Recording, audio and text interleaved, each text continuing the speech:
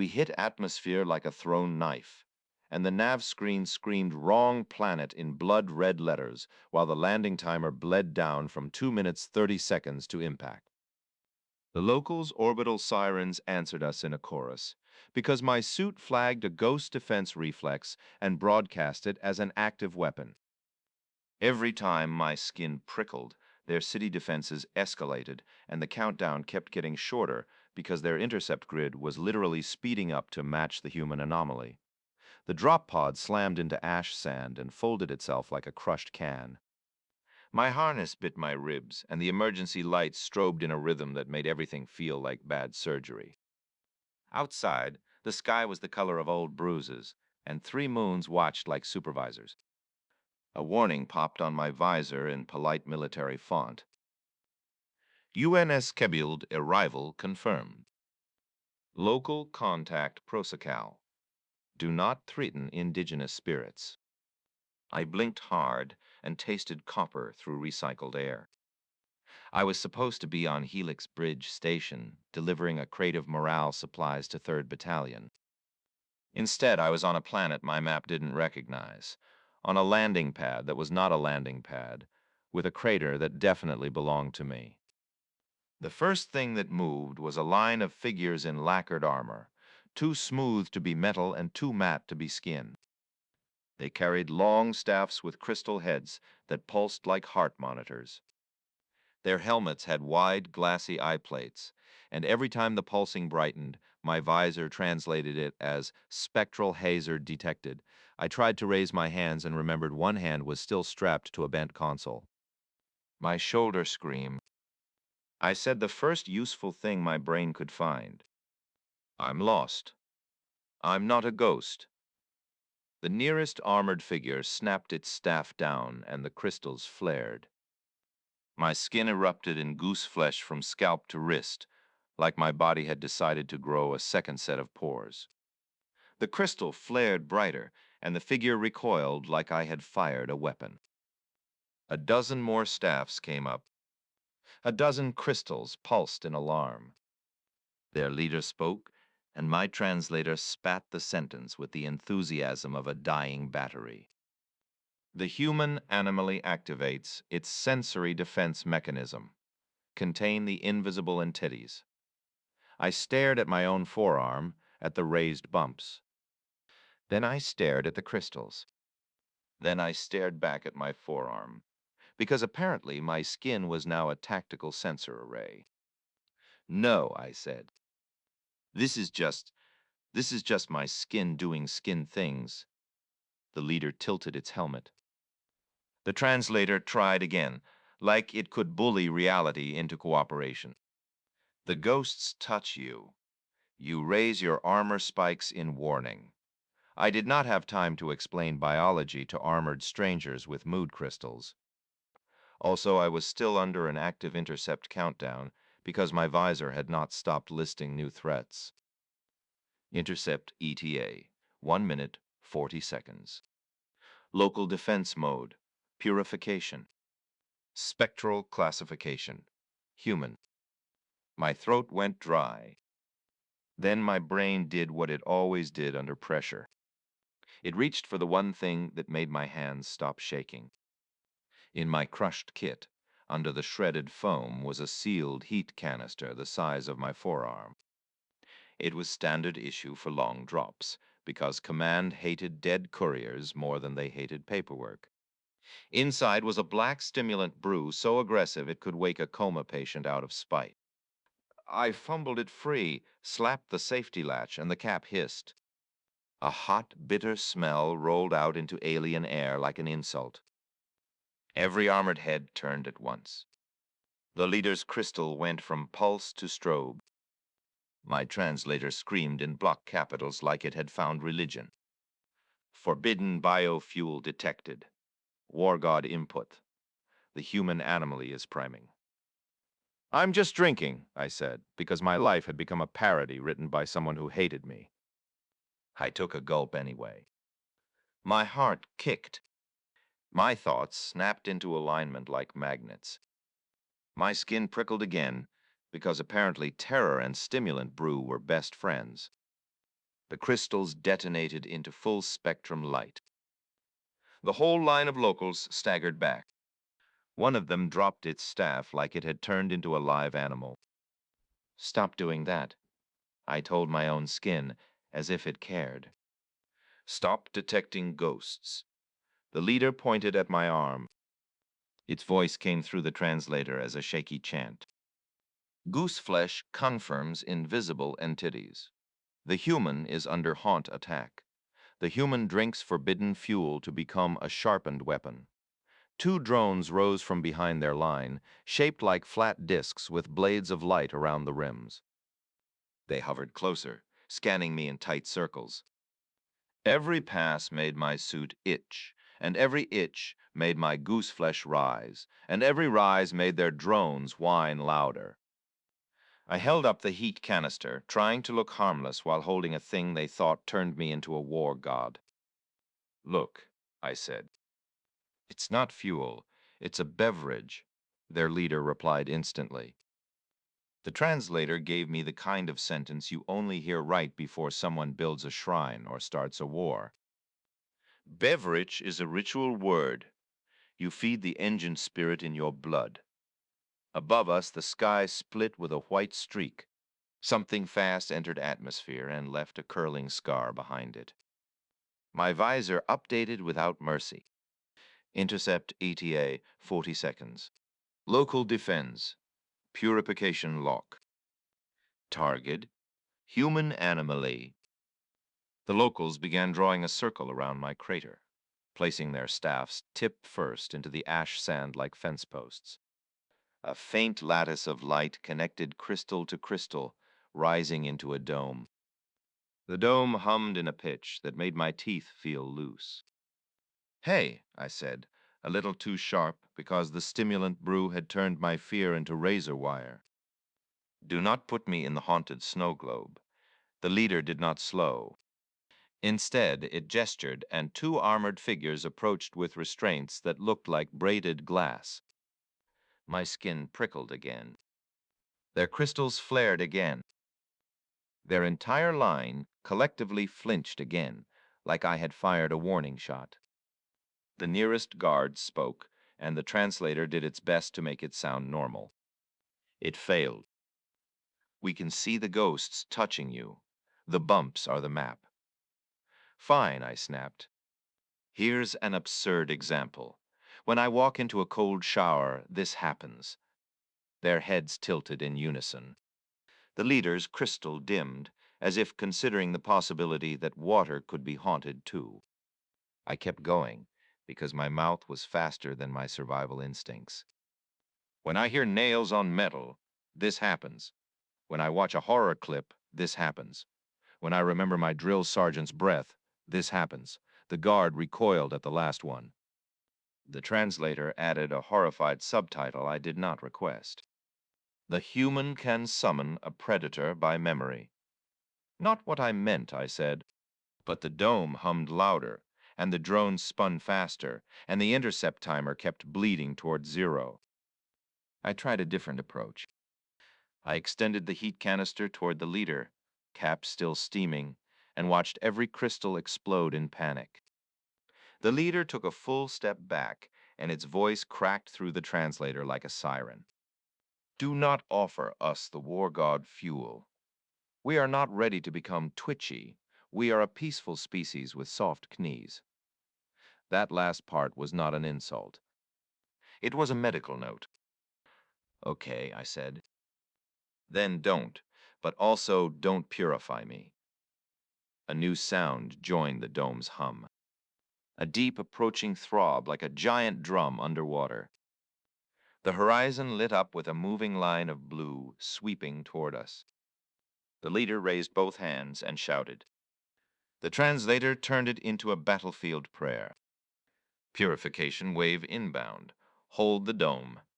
My skin erupted in gooseflesh so hard it felt like my body was trying to climb out of itself. Every crystal flared to maximum. The dome brightened until the air inside tasted like metal. I stared at the approaching blue line and did the only thing that made sense in the moment. I took another gulp of the black stimulant brew, wiped my mouth with the back of my glove, and stepped toward the dome wall. Listen, I said, voice low, because the absurdity was about to become lethal. I'm going to do something stupid. And if your crystals light up, it doesn't mean ghosts. The leader's helmet tilted a fraction. Its crystal flickered, uncertain for the first time. The blue line surged closer, and the dome trembled like a drumhead. My visor flashed one last warning in calm military font. Purification, contact, 12 seconds. Survival probability, low. I put my palm on the glowing lattice, felt it bite cold through my glove, and watched my skin erupt in fresh goose flesh. Every crystal screamed with light. The dome tightened around me like a fist. Outside, the purification wave reached the crater's edge and began to climb. Inside, all I could hear was the locals chanting about ghosts, the drones spinning like saws, and my own heartbeat keeping time with a countdown that refused to stop. The purification wave slammed into the dome and turned the air into a vibrating wall. The lattice screamed, a sound you felt in your teeth before your ears admitted it existed. I braced both boots against the crater rim and leaned into the glow. My gloves smoked. My skin crawled so hard it felt like my nerves were trying to evacuate. The crystals went berserk. Every staff blazed white, then ultraviolet, then something my visor refused to name. Several locals dropped to their knees, clutching their helmets like they were under artillery. The ghost pressure is maximum, someone screamed through the translator. The human is being overrun. No, I shouted back. This is just what happens when I panic. The purification wave pushed harder. The dome bowed inward, shrinking the space until I could smell burned metal and alien fear through my filters. One of the drones clipped the lattice and spun out, crashing into the ash sand. It detonated in a harmless but dramatic shower of light. The locals howled like it was a death omen. See, the leader cried. The invisible entities strike our machines. My visor flashed a new warning somehow worse than the last. Dome integrity failing. Secondary response. Planetary cleansing prep. I laughed once, sharp and ugly. Of course, I said. Why not? The stimulant brew was still burning through my veins, keeping my thoughts painfully clear. Clear enough to notice something important. Every time the locals panicked, the dome tightened. Stop chanting, I yelled. Just stop. They did not. Fear is not a switch you flip. The leader staggered toward me, crystal dimming and flaring like a dying star. It raised a shaking hand. Poof, the only way, it said, is to calm the human. That's a terrible plan, I replied. The purification wave surged again. The dome cracked, spiderweb fractures racing across the lattice. Blue light spilled inside like floodwater. Something new appeared in the sky. Not an intercept craft. Something much bigger. My visor identified it with bureaucratic cruelty. Orbital sanitizer platform. Status, warming. Okay, I said. New rules. I unclipped my helmet and let the alien air hit my face. It tasted like static and minerals and bad decisions. The locals shrieked as one. The human removes its armor. Someone wailed. The ghosts will pour in. My skin prickled instantly. Not from fear. From cold. The crystals spiked again. The leader screamed something incoherent about spectral floods. Look at me, I snapped. I'm fine. I took a step forward, bareheaded sweat freezing on my temples. Another step. The dome trembled. I forced my breathing slow. In through the nose. Out through the mouth. Drill instructors hate this trick because it works. The goose flesh eased, not gone, but quieter. The crystals dimmed a fraction. The chanting faltered. That, I said, that's what calm looks like. The leader stared, crystal flickering like it was rethinking its entire education. The ghosts, it whispered, are not ghosts, I said. They're nerves. The orbital platform brightened in the sky, a false sun waking up. The purification wave hesitated, like a predator unsure of the kill. I did not stop breathing. I did not stop moving. Slow steps. Open hands.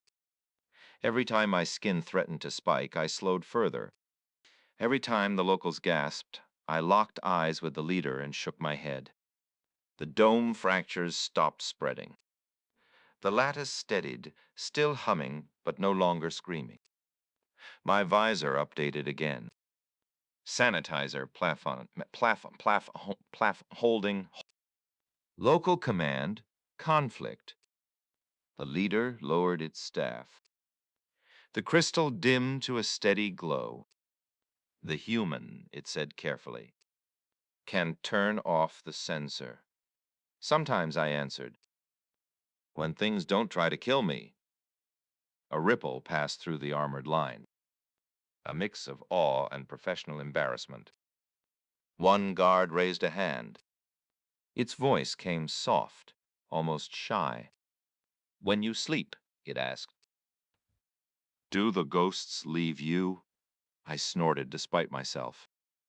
No, I said. They wait. The dome flickered.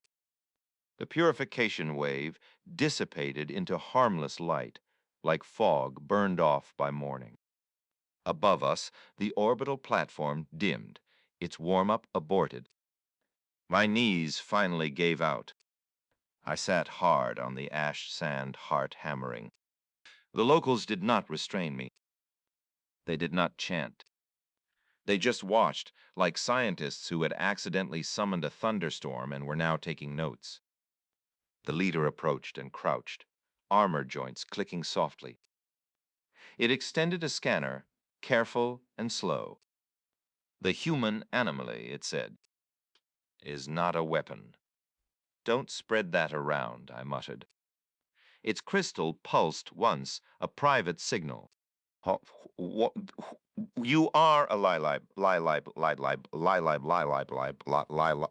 also true, I said. The sky darkened again, but this time it was just weather. Ash drifted like gray snow.